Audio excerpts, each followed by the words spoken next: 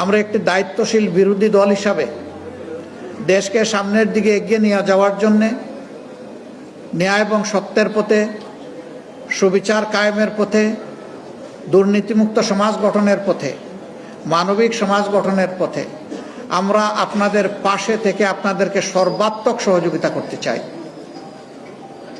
এখন এই সহযোগিতা নেওয়া আপনাদের দায়িত্ব, কিন্তু যদি এর বিপরীত কিছু হয়, আল্লাহ রাব্বুল আলামিন যেন আমাদেরকে সামর্থ্য দান করেন, আমরা যেন 18 কোটি মানুষের পক্ষে থাকতে পারি, আমরা যেন আল্লাহর বিধানের পক্ষে থাকতে পারি। এখানে আমরা কোনো আপোষ করব না, করতে পারবো না। আমাদের রাজনীতি আমাদের জন্য নয়, আমাদের এই রাজনীতি মানবতার জন্যে।